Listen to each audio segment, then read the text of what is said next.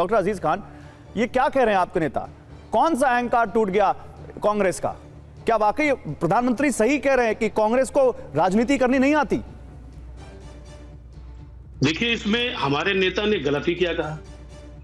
निश्चित तौर पे अहंकार रहा। अगर अहंकार ना होता तो इंसान जो बड़ा होता, जो बड़ा पेड़ होता, वो झुकता है। फल वाला पेड़ झुकता है, और यहां साहब जो बड़ा पेड़ है वो तो ऐंठ रहा है। देखिए, एक बात समझिए, ये लड़ाई बड़ी है, जंग बड़ा है, और ऐसी परिस्थिति में जब कांग्रेस की जिम्मेदारी थी कि अपने साथियों का सम्मान करती, उनको अपमानित करना उसका काम नहीं था, लेकिन जिस तरह अपमानित माननीय हमारे नेता को किया, साथ ही साथ उसने किसी को साथ नहीं रखा। आप देखें, मध्य प्रदेश में ले लें, राजस्थान में ले लें, जो भी साथ उनके आने की कोशिश करता रहा उसको दुत्कारते रहे। ये कहीं ना कहीं ये घमंड रहा, और ऐसे घमंड मुझे लग रहा है इंसान को बहुत निचले पायदान पे ले जाता है। मैं बताऊं, कांग्रेस आज ये जो बार बार लगातार कल से चल रहा है, भाई एक मिनट प्लीज सुन लीजिए, इंपॉर्टेंट है। ये कहा जा रहा है मोदी जी की जीत है, बीजेपी की जीत है। ये मोदी जी की जीत नहीं है ना, बीजेपी की जीत है।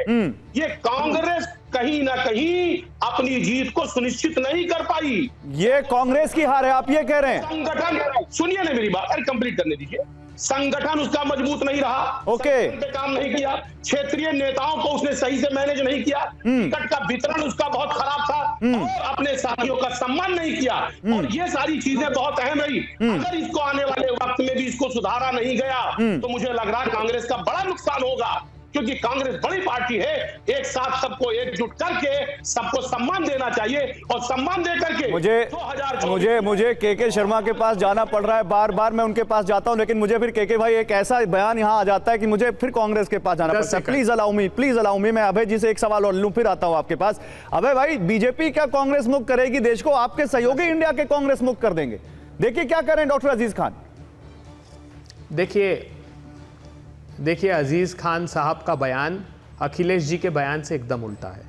अखिलेश जी ने कहा कि इतना व्यापक एंटी इनकम्बेंसी था कि यह संभव ही नहीं है कि ईवीएम की गड़बड़ी के बगैर ये परिणाम आ सके। ये अखिलेश जी का बयान है। मैं विनम्रता से कहना चाहता हूं, मैं ये बात कहना नहीं चाहता। समाजवादी पार्टी ये कांग्रेस पार्टी के लिए दुहाई दे रहे थे। सुनिए ना, समाजवादी पार्टी की आज जो है वो 0.46%। मैं आपके सेलेक्टिविज्म पे हंस रहा हूं। जो पहले आप लोग कहां से क्या चीज उठानी है और कहां से क्या चीज नहीं उठानी है, ये आप उस परफेक्ट एग्जांपल हैं आप। गौरव जी, नहीं सुनिए, मैं गंभीरता से ये बात कह रहा हूं। समाजवादी पार्टी का, और मैं भी बड़ी गंभीरता से ये बात कर रहा हूं। मैंने तो आपके सामने बैठा दिया समाजवादी पार्टी के नेता को, और उन्होंने आपके सामने आपके मुंह पे बोल दिया कि वो क्या सोचते हैं। गौरव जी, जो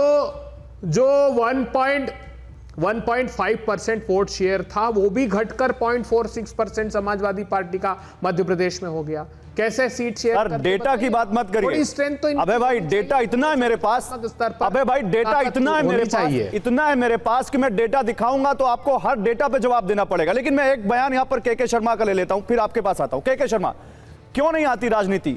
देश की सबसे पुरानी पार्टी है, सबसे ज्यादा इस देश में सरकार इनकी रही है, और फिर आप लोग इस तरह कह रहे हैं कि इनको राजनीति नहीं आती क्योंकि 3 स्टेट में हार गए इसलिए। बस कर्नाटक की हार के बाद आपने ये बात नहीं कही। नहीं, मुझे थोड़ा सा टाइम आप जरूर दीजिएगा, क्योंकि दो लोगों को बहुत देर तक आपने बुलवाया और बहुत से प्रश्न सामने आए हैं। मैं केवल शुरुआत वहां से करता हूं जहां से ईवीएम की बात कर रहे हैं अभय दुबे जी। अभय जी, आपको याद होगा, आप तो मध्य प्रदेश के हैं, मैं भी 2.5 महीने वहीं चुनाव करा रहा था, भोपाल पे ही बैठा हुआ। ये बयान तो दिग्विजय सिंह ने चुनाव के 4 दिन पहले दे दिया था। तब भी हमने वहां पर प्रेस करके कहा था कि यह हार जो उनको दिखाई पड़ रही है, उसके लिए पहले से वो किस पर ठीकरा फोड़ना है, इसके लिए वो बयान दे रहे हैं। और नहीं हो तो भेज दूं आपको भी बयान। आप अखिलेश जी की आड़ में मत छुपिए, अपनी हार मत छुपाइए। ये दिग्विजय सिंह का बयान है, और वो भी चुनाव के ठीक 4 दिन पहले। दूसरी बात, जो आप आंकड़े गिना रहे हैं, मुनीबीगिरी, आपको जो है मैंने अच्छे से मुबारक हो। ये मुनीबीगिरी करके बैठिए और ये मानिए कि इतने लाख वोट, उतने वोट। सच्चाई ये है कि आप चुनाव हारे हैं, और बुरी तरह हारे हैं। और जो आप कह रहे हैं एंटी इनकम्बेंसी, वहां ऐसी कोई चीज नहीं थी। एंटी इनकम्बेंसी फैक्टर था तो वो था छत्तीसगढ़ में, जिसकी आप में कल्पना तक नहीं थी, क्योंकि आप विज्ञापन और प्रचार के सहारे वहां चुनाव लड़ रहे थे। जमीन कुछ नहीं था। ये बात मैं नहीं कह रहा हूं, ममता बनर्जी का बयान नीचे चल रहा है, पढ़ लीजिए, सुन भी लीजिएगा। ममता जी ने ये कहा है कि ये झूठे विज्ञापन और झूठे प्रचार के बल पे चुनाव नहीं जीते जाते। ये भूपेश बघेल के लिए सीख है। दूसरी बात, सच्चाई ये है गौरव जी, जो बात आप कह रहे हैं, ये 2014 से आज तक कांग्रेस पार्टी ये मानी ही नहीं है कि हम चुनाव हार चुके हैं। ना इन्हें 2014 के हार को स्वीकारा था, ना 2019 के हार को स्वीकारा। ये उसी तरह अहंकार और ऐंठ में रहते रहे, और इसी का परिणाम है कि ये डूबते डूबते इस स्थान तक आए हैं। और इसीलिए विभिन्न राज्यों में जो इनकी हालत हो रही है, इसी अहंकार से हो रही है। विपक्ष इनके साथ क्या जवाब दे रहा है मैं नहीं जानता। मैं एक पुराना इतिहास बता देता हूँ। यहाँ पर काफ़ी सीनियर वो भी सपा के भी बैठे हुए हैं। 2009 का परिणाम आया था। 2009 का जो परिणाम आया था, जिसमें हम हारे थे, इनकी सरकार रिपीट हुई थी। यही सपा, यही मुलायम सिंह यादव जी और अमर सिंह अपना समर्थन लेटर लेके सोनिया गांधी के दरवाजे पर खड़े थे साहब, उसमें चुनाव के समय जब परिणाम आया। इन्होंने मुलाकात नहीं किया मुलायम सिंह जी से। समर्थन लेटर लेने की तो बात छोड़ दीजिए, मुलाकात तक नहीं किया, और बैरंग वापस भेज दिया मुलायम जी को। ऐसा अपमान किया था। और यही हाल किया था आरजेडी का, उनको भी जगह नहीं दी थी अपने उसमें। तो ये जो है अहंकार से भरी हुई के भाई ठीक है, पुरानी बात। और आज भी जब भी ऐसा अवसर आया, प्रधानमंत्री जो कह रहे हैं, प्रधानमंत्री क्या कहना चाह रहे हैं? अगर आप 3 राज्यों के नतीजों को देखते हैं तो आप कर्नाटक के नतीजों को क्यों नहीं देखते? आप हिमाचल के नतीजों को क्यों नहीं देखते? वहां पर आपकी सरकारें थी और वहां कांग्रेस आपकी सरकारों को हरा कर जीती। नहीं, आप हिमाचल की और उसकी परंपरा देखिए ना। हर बार वहां तो रिवाज यही रहा है। हिमाचल तो हमेशा एक बार भाजपा रही, एक बार कांग्रेस रही है। इस तरह की स्थिति वहां भी रही, और कर्नाटक में भी कोई सरकारें कभी रिपीट नहीं की। लेकिन ठीक है, हार जीत होना बड़ी बात नहीं होती है गौरव जी। अब चुनाव में कोई पार्टी हारती है, जीतती है। अलग बात है कि एक पार्टी ज्यादा चुनाव जीतती है। यदि 2022 का आप चुनाव का परिणाम निकाल लें तो 11 राज्यों में चुनाव हुए, 8 राज्यों में भारतीय जनता पार्टी चुनाव जीती है, 1 राज्य में आम आदमी पार्टी जीती है, 2 में कांग्रेस जीती। तो परिणाम यदि आप देखेंगे तो कितना, कहां 8 राज्यों में चुनाव जीतना, कहां 2 राज्यों में चुनाव जीतना।